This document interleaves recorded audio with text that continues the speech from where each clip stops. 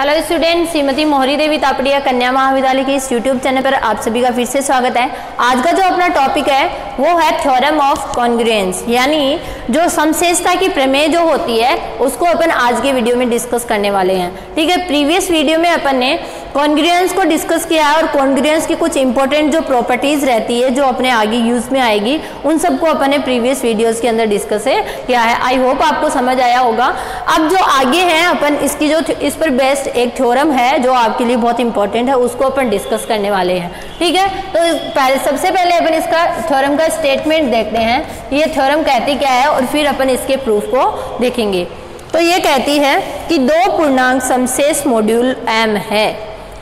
कह रहे हैं कि अगर कोई दो इंटीजर का समशेष मॉड्यूल m है, यदि और केवल यदि m से भाग देने पर उसमें क्या बचना चाहिए, समान शेषफल प्राप्त होना चाहिए। तो इसमें लिखा हुआ है कि दो पूर्णांक का समशेष मॉड्यूल यानी कॉन्ग्रुएंस मॉड्यूल जो है, समशेष मॉड्यूल m है यदि और केवल यदि और केवल यदि m से भाग देने पर प्राप्त शेषफल समान हो।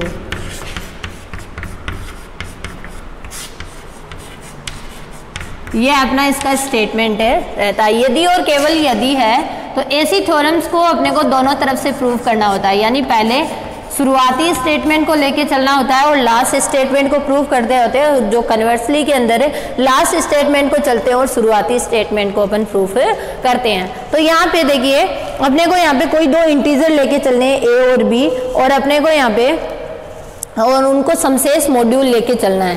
ठीक है, कि वो समशेष मॉड्यूल यानी a congruence b mod n m अपन वहाँ पर लिख सकते हैं। तो अपने को उस बाद में ये प्रूफ करना है कि जब a और b में अपन भाग देंगे किसका, m का, तो यहाँ पर अपने क्या होना चाहिए, सेम शेषफल बचने चाहिए। ठीक है ना, ये अपने को लिखना है। तो सबसे पहले अपन यहाँ पे मान लेते हैं, माना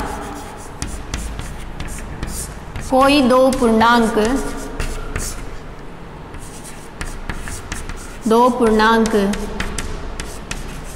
a व b का समशेष मॉड्यूल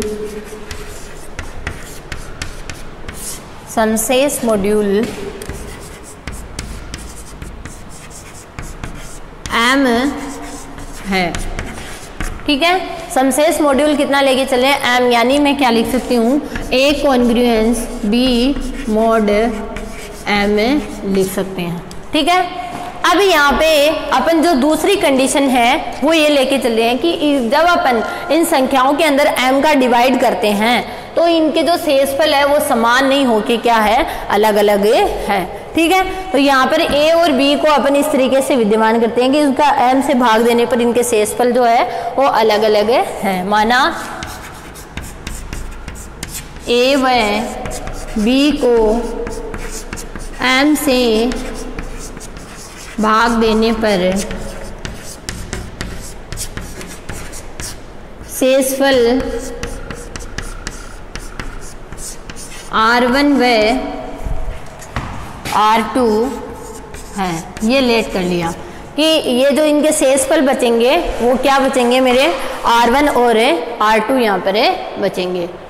ठीक है, अब यहाँ पर अपन इसको आगे देखेंगे, लास्ट में अपन यहाँ पे प्रूफ करेंगे कि r1 जो है वो r2 के बराबर है, तब अपनी ये थ्योरम जो है वो प्रूफ हो जाएगी। ठीक है, तो अपन यहाँ पर r1 और r2 लेके चलिए। अब यहाँ पर इसको अपन थ्योरम को जो पूर्णांक है उनको इस रूप में लिखेंगे। ठीक है, a और b के इस रूप में लिखेंगे। देखिए क्या आता है, तो यहाँ जो वैल्यू आएगी वो क्या आ जाएगी, अपनी a को तो मैं क्या लिख लूँगी, m a1 प्लस r1, ऐसे ही लिखा जाएगा। दो मतलब गुणांकों के रूप में कि a1 बार भाग जाएगा m का a में और R1 उसमें शेषफल है बचेगा। इसी तरह से मैं क्या लिख लूँगी, B को भी इसी तरह से लिख लूँगी। तो B क्या लिखा जाएगा, M B1 प्लस R2। ठीक है, अब A माइनस B निकालें तो क्या आ जाएगा, M A1 minus B1 plus R1 minus R2। ठीक है, इस तरीके से ये वैल्यू जो है वो यहाँ पर आ जाएगी। अब अपन यहाँ पे कॉन्ग्रुएंस वाली जो कंडीशन होती है उसको अपन क्या लिखते हैं, M डिविजिबल है A माइनस बी से। तो ये A माइनस बी की वैल्यू क्या कर देते हैं अपन यहाँ पर पुट कर देते हैं। तो क्या लिखा जाएगा, M divisible M A1 minus B1 plus R1 minus R2। ठीक है, अब यहाँ पर अपन एक चीज देख रहे हैं कि ये जो वैल्यू है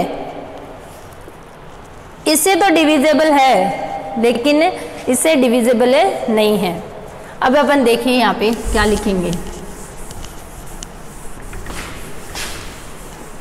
अपन एक चीज जानते हैं कि M जो है डिविजिबल है M A1 माइनस B1 से।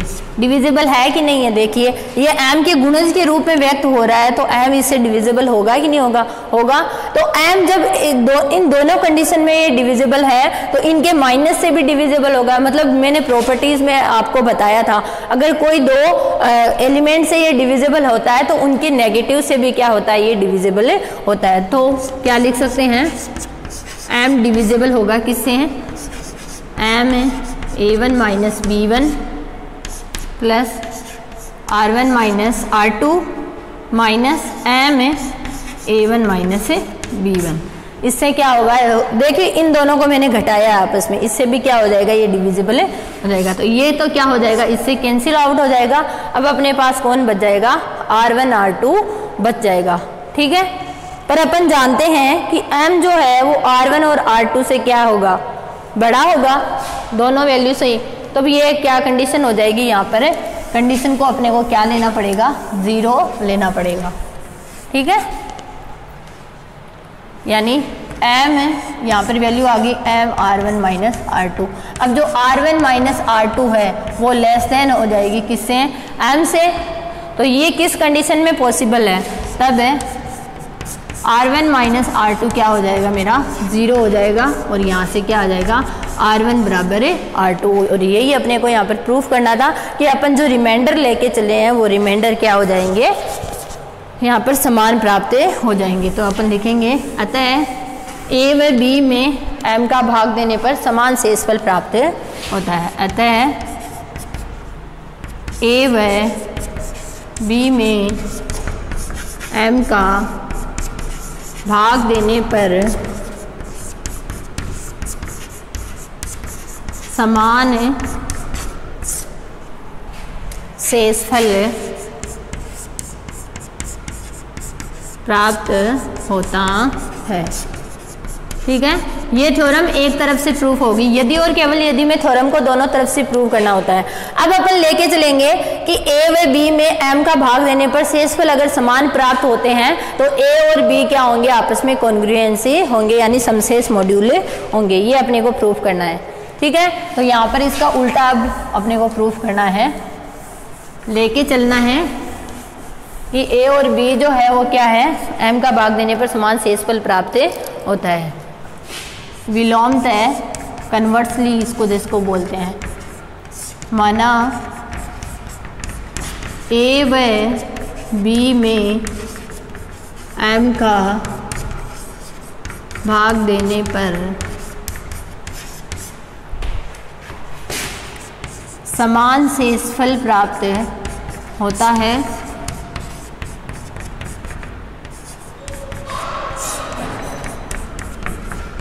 प्राप्त होता है।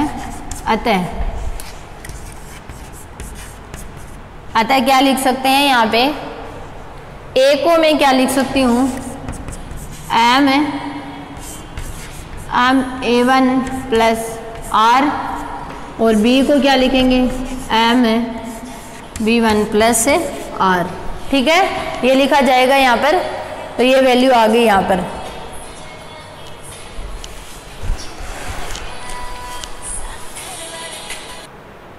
यहाँ पर वैल्यू जो है वो इस तरह से यहाँ पर डिफाइन हो जाती है। ए और बी की वैल्यू जो है वो अपन यहाँ पर इस तरह से लिख लेते हैं।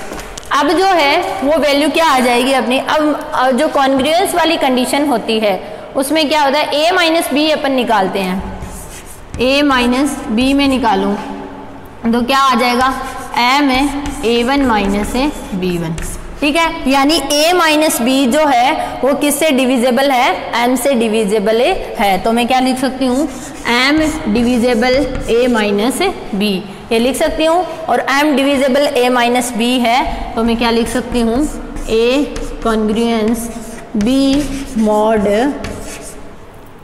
m, ठीक है। इस तरह से इसको लिखा जा सकता है और यही अपने को यहाँ पर प्रूफ करना होता है, ठीक है। तो ये थी अपनी आज की थ्योरम ऑफ कॉन्ग्रुएंस जिसको अपन ने आज की वीडियो में डिस्कस किया है। आप इस वीडियो को ध्यान से देखिएगा और कुछ भी नहीं समझ में आता है तो मेरे साथ शेयर कीजिएगा। Thank you so much.